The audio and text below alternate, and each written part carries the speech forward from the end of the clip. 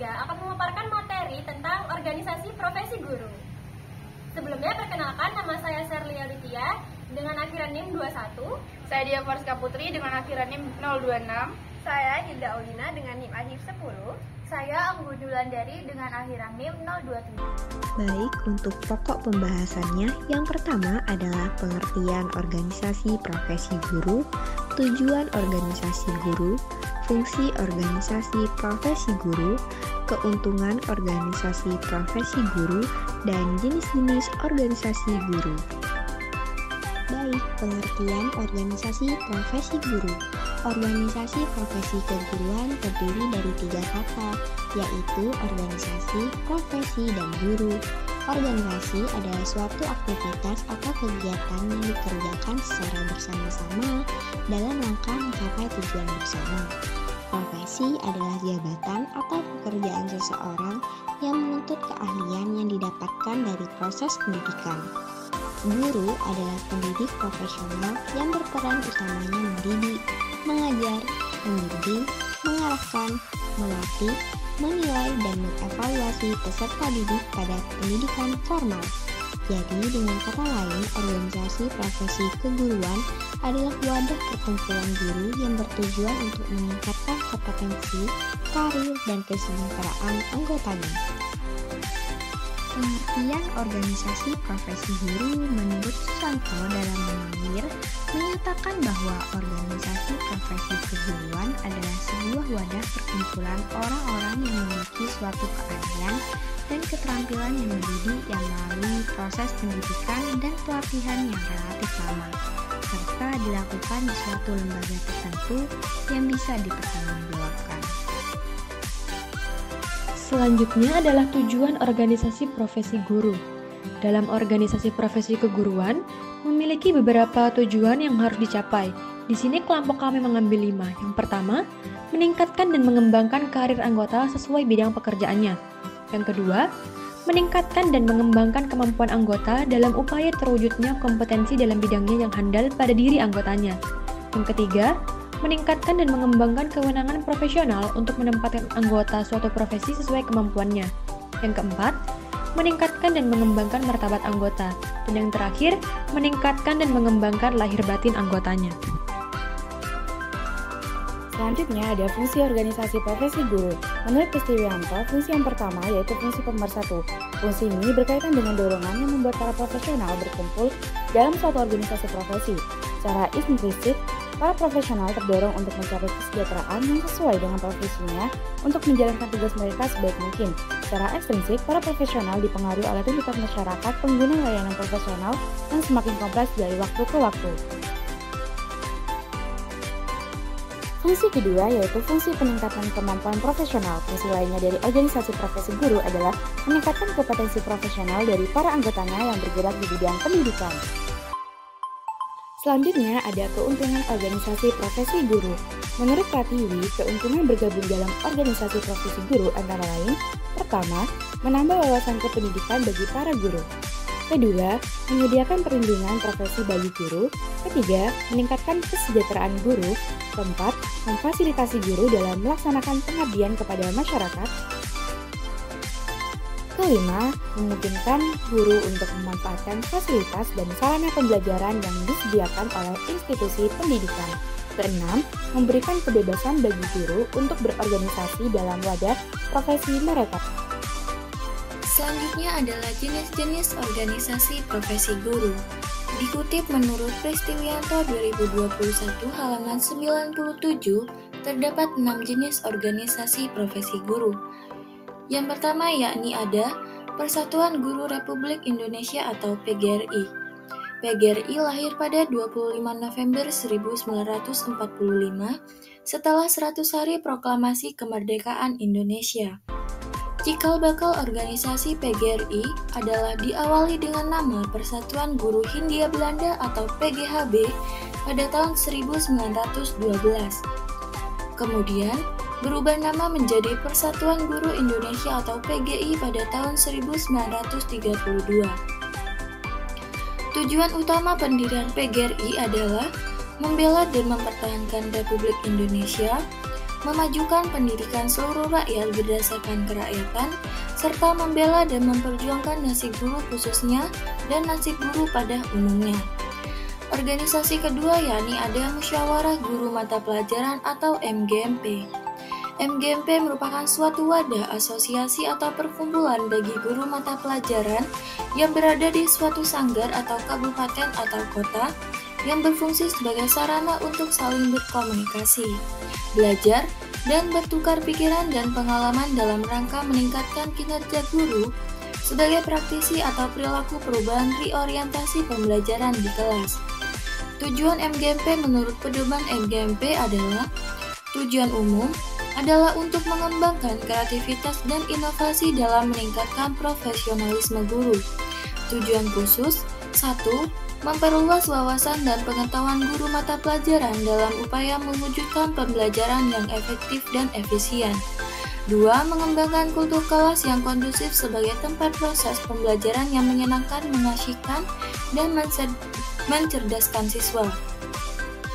Organisasi ketiga yakni ada Ikatan Sarjana Pendidikan Indonesia atau ISPI. ISPI lahir pada pertengahan tahun 1960-an. Pada perjalanannya, ISPI tergabung dalam Forum Organisasi Profesi Ilmiah atau FOPI yang terrealisasikan dalam bentuk himpunan-himpunan.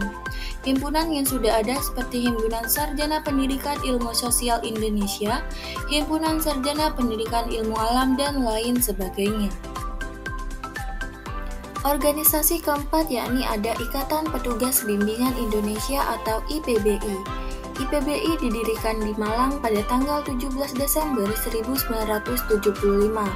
Organisasi profesi kependidikan yang bersifat keilmuan dan profesional ini berhasrat memberikan sumbangan dan ikut serta secara lebih nyata dan positif dalam menunaikan kewajiban dan tanggung jawabnya sebagai guru pembimbing. Organisasi ini merupakan himpunan para petugas bimbingan se-Indonesia dan bertujuan untuk mengembangkan serta memajukan bimbingan sebagai ilmu dan profesi dalam rangka meningkatkan mutu layanannya. Organisasi keenam yakni ada Persatuan Guru NU atau Pergunu. Pergunu merupakan badan otonom NU yang menjadi tempat bernaungnya guru, dosen, dan ustadz. Terbentuknya Pergunu ini diawali dengan Kongres Lembaga Pendidikan Ma'arif NU pada tahun 1952. Dan yang keenam yakni Organisasi Ikatan Guru Indonesia atau IGI. IGI didirikan pada tanggal 26 November 2009 oleh Satria Dharma. Organisasi bermoto Sharing and Growing Together ini memiliki anggota yang berasal dari kalangan guru, dosen, dan pemerhati pendidikan di Indonesia. Sebelum jeda saya sudah tayangkan tadi, tim kami juga sudah pilihkan beberapa kasus yang terjadi belakangan ini yang mencuat, walaupun banyak kasus-kasus lainnya, tapi kemudian ini yang menyita perhatian begitu besar, posisi guru lemah dan juga Mas Satriawan apa-apa sama orang tuanya dilaporkan kepada pihak kepolisian. Ini yang membuat guru juga mau melangkah, akhirnya juga memilih untuk akhirnya diam, begitu walaupun ia harus menegur siswa-siswanya karena belajar dari kasus-kasus ini, Mas Satriawan. Iya betul, ini kan yang jelas kita tentu mengecam ya segala bentuk kekerasan, baik itu kepada anak maupun kepada guru. Sekolah, madrasah, pesantren, lembaga pendidikan itu harus bersih ya dari kekerasan apapun bentuknya, itu yang pertama. Kemudian yang kedua adalah kalau kita mengacu kepada kasus-kasus yang terjadi kayak yang tadi di TV One tayangkan gitu ya, di Jombang tadi ya, yang guru kosong di kelas gitu lalu dilaporkan ke polisi. Orang tua juga harus memahami termasuk guru ya kan atau dinas pendidikan di daerah bahwa tidak semua yang namanya pelanggaran itu apalagi yang sifatnya etik ya harus bermuara kepada kepolisian. Kalau kita merefer kepada Undang-Undang Guru Dosen lagi, ya kan, pasal 43 dan 44 bahwa guru di dalam menjalankan tugas profesi dia ada yang namanya kode etik yang dibuat oleh organisasi profesi guru masing-masing. Apakah itu PGRI, P2G, IGI, Persatuan Guru NU, macam-macam. Pasal 44 mengatakan apa yang namanya kode etik itu, jika guru melakukan pelanggaran kode etik atau diduga melakukan pelanggaran kode etik, itu disidang dulu di Mahkamah Kehormatan atau Dewan Kehormatan organisasi profesi guru tersebut bernaung. Baik. Sama dengan dokter, jika dokter melakukan malpraktik dan seterusnya, apakah langsung ke kepolisian?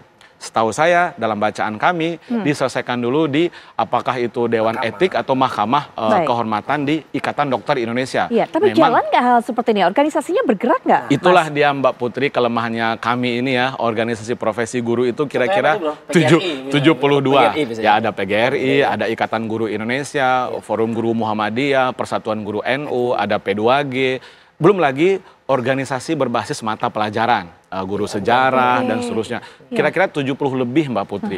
Dan masing-masing itu punya kode etik sendiri-sendiri. Baik. Nah, dan belum pernah memang terjadi selama ini guru itu disidang di Mahkamah Etik atau Mahkamah Kehormatan. Nah, jadi kami berharap juga pihak kepolisian untuk mengacu kepada Undang-Undang Guru Dosen, lalu turunannya yaitu Peraturan Pemerintah tentang Guru gitu, bahwa tadi dikatakan guru berwenang memberikan sanksi, ya kan, tetapi yang sifatnya edukatif.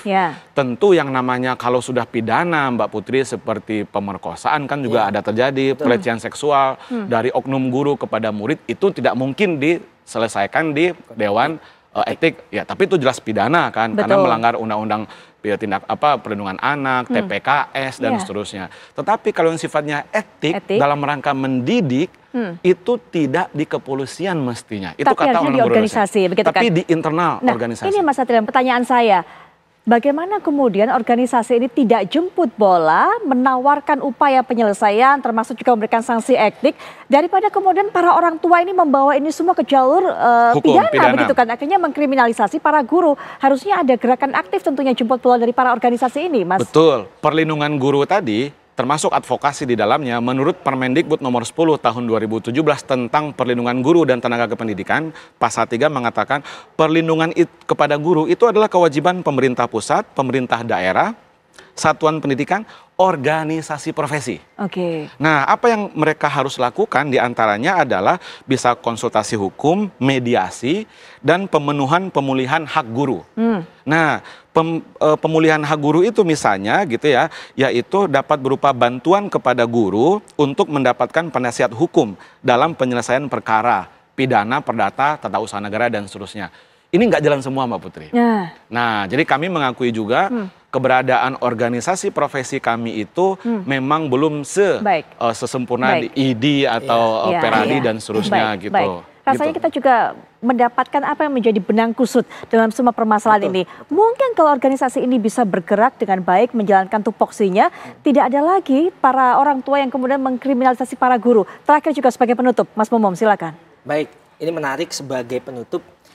Kalau kita melihat, ini kan kasus tidak serta-merta kita lihat dari kasuistik atau parsial saja. Kita lihat secara keseluruhan, tadi saya sampaikan. Tadi Bung Satriawan sudah memperjelas bahwa ternyata antara kita perlu pahami ada peran serta guru di dalam rantah dalam fakultatif untuk bidang mikro ataupun makro. Contoh dalam bidang mikro dia melakukan transformasi pedagogi, dia melakukan proses perubahan tingkah laku, proses pengajaran, proses pendidikan. Dan ini perlu adanya dukungan dari masyarakat. Jadi serta-merta bisa kita bicara tentang institusi tadi, misalnya contoh saya mensoroti misalnya PGRI gitu kan, atau IGI yang organisasi profesi guru yang besar. Di sini kan ternyata di daerah-daerah, terutama misalnya kalau kami di BPK Teaching, kita pernah waktu itu di daerah 3T ya. Di 3T ini guru-guru ya hanya sebatas, sebatas kartu bahwa dia terdaftar anggota PGRI. Dia bayar per bulan iuran 10.000 kan gitu kan. Just itu saja. Tetapi tadi apakah pendampingan itu sampai ketika viral. Gitu advokasi kan? itu berjalan. Ada hak-hak yang harusnya didapatkan. Nah, seharusnya ada advokasi profesi guru di sini ditekankan yang akhirnya di sini tanda kutip perlu kita sama-sama menjadi sebuah catatan catatan besar. Dan tadi Bung Satriawan sudah sampaikan 70 organisasi profesi itu ngapain aja gitu guru-gurunya. Semuanya pasti butuh eksistensi kan gitu. Ketika viral semua berlomba-lomba untuk membela. Tetapi ketika belum viral seperti apa? Nah, ini butuh adanya sama-sama menurut hemat saya adanya peran serta dan pemerintah atau Prof Muti selaku Menteri Pendidikan di awal perlu ada struktur baru nih menurut saya sih. di teman-teman dirjen, direktur dan ke bawahnya yang memang mengatur itu beserta dengan Komisi 10 bekerja bersama. Nah, itu secara makronya, dan secara mikronya bagaimana? Ada peran serta. Mungkin di antara acara ini ya, teman-teman orang tua di seluruh Indonesia, di Sabang sampai Merauke, yuk mari kita ketika ada suatu masalah, kita mediasinya dengan pihak sekolah. Kita sama-sama dulu tuntaskan. Jangan langsung ke bidang hukum, jangan langsung laporkan ke polisi. Karena biasa kalau di daerah tentu culture-nya kan berbeda dengan pusat, berbeda dengan di Jakarta. Dan ini menjadi sebuah catatan besar. Kenapa? Karena di depan kita ini ada tantangan yang besar, Mbak, untuk bonus demografi Indonesia di mata kita. Nah, bagaimana kita kalau masih berkutat terhadap permasalahan hukum, permasalahan yang kecil-kecil, gimana kita mau maju kan gitu. Padahal permasalahan pendidikan luar biasa penting sekali. Dan ini hemat saya ketika ini ada wajah baru dalam kepemimpinannya Pak Presiden, harapan baru di Presiden Pak Prabowo dan juga Pak Gibran, terutama Prof. Abdul Muti selaku Menteri Pendidikan, saya yakin ini bisa mencantumkan scaffolding yang kuat, rancangan yang kuat untuk perlindungan guru secara komprehensif dan juga pemahaman secara holistik kepada lingkungan, kepada orang tua, kepada pihak sekolah pun, dan juga menjadi catatan besar ini untuk teman-teman organisasi profesi, khususnya misalnya PGRI, IDI dan lain sebagainya, termasuk P2G. Betul. Harapan besar sepertinya ini kita sematkan kepada Menteri Pendidikan yang baru, Prof. Abdul Muti, karena memang harus mengurai benang khusus seperti ini. Dari kasus-kasus yang ada kita banyak belajar bahwa memang guru ini kemudian menjadi sosok yang kalau kita sebut selalu adalah pahlawan tanpa tanda jasa. Tapi apa yang terjadi belakangan ini sama sekali jauh dari kata tersebut. Bahkan kita juga tidak berterima kasih kepada guru yang betul-betul mendidik para putra dan putri bangsa tentunya. Nah, ini tadi juga dikatakan bahwa peran dari organisasi profesi, kemudian juga rasanya yang tadi disebut oleh Mas Satriawan, polisi juga harusnya diedukasi, kemudian disosialisasi bahwa jika ada laporan masuk kasus seperti ini, bukan langsung kemudian ditangani secara kriminal, tapi kemudian ditawarkan jalan mediasi, termasuk juga harus diambil alih oleh organisasi etika, yaitu atau profesi, yaitu guru. Mas Satriawan, terima kasih. Kemudian Mas Bambang, terima kasih. Semoga ini membuka pandangan bukan hanya para guru, tenaga pendidik, organisasi yang membawahi para guru, tapi juga para orang tua. Begitu. Semoga selesai masalah pendidikan kita, jangan sampai terulang masalah-masalah seperti ini. Setelah tayangan video tersebut, kelompok 3 akan memberikan komentar terkait video kelemahan organisasi profesi guru, jadi celah kriminalisasi dan kaitannya dengan peran organisasi profesi guru. Komentar yang pertama yaitu, organisasi profesi guru harus lebih proaktif dalam menyelesaikan masalah yang melibatkan guru. Organisasi ini harus bertindak sebagai mediator antara guru dan orang tua siswa sehingga dapat membantu mencari solusi yang adil bagi semua pihak. Komentar kedua yakni pemerintah haruslah memberikan dukungan yang lebih kepada organisasi profesi guru. Pemerintah harus memastikan bahwasanya organisasi profesi guru memiliki daya yang lebih dan cukup untuk menjalankan tugas mereka secara efisien. Baik, untuk komentar selanjutnya adalah guru harus lebih aktif dalam bergabung dengan organisasi profesi guru. Dengan bergabung, mereka dapat mendapatkan dukungan dan perlindungan dari suatu organisasi, yaitu organisasi profesi guru, karena dapat memberikan manfaat mulai dari dukungan profesional, perlindungan hukum, hingga kesempatan untuk memperjuangkan hak-hak dan kesejahteraan guru. Baik, untuk yang terakhir, organisasi profesi guru harus bekerja sama dengan pihak kepolisian untuk mencegah kriminalisasi guru. Mereka harus memastikan bahwa kasus-kasus yang melibatkan guru ini dapat ditangani dengan adil dan sesuai dengan hukum yang ada di Indonesia pada saat ini. Assalamualaikum warahmatullahi wabarakatuh. Sebelumnya, kita dari kelompok 3 akan melakukan sebuah wawancara dengan salah satu guru bahasa Indonesia dari SMPN 3 Sukowono bernama Bapak Iman. Baik Kak, untuk pertanyaan kelompok kami yang pertama yaitu bagaimana pendapat Bapak tentang materi yang sudah kami paparkan barusan mengenai organisasi profesi guru. Menurut saya materinya sudah lengkap, juga sudah mencakup terkait dengan organisasi profesi guru.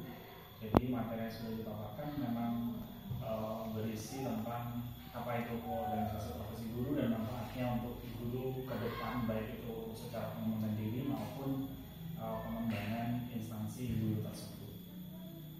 Baik, terima kasih Pak. Untuk pertanyaan kedua yaitu bagaimana pendapat Bapak tentang organisasi profesi guru di Indonesia? Kalau untuk organisasi profesi guru yang ada di Indonesia itu sudah cukup beragam, ya. Artinya sudah banyak. Ya memang yang baru, yang terkenal itu PGRI, kemudian IGI ya.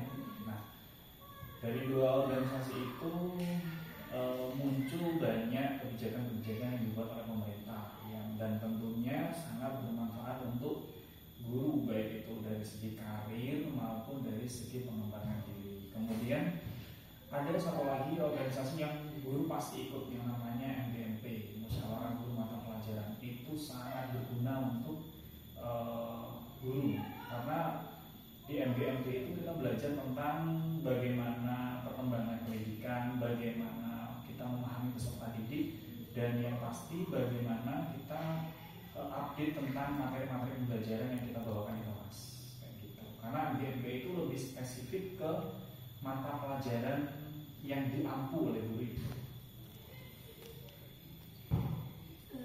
Baik Pak, terima kasih. Itulah pertanyaan dari kelompok kami mengenai organisasi profesi guru. Terima kasih atas waktunya. Wassalamualaikum warahmatullahi wabarakatuh. Baiklah, itulah pemaparan materi mengenai organisasi profesi guru serta komentar mengenai studi kasus tentang organisasi profesi guru. Terima kasih. Wassalamualaikum warahmatullahi wabarakatuh.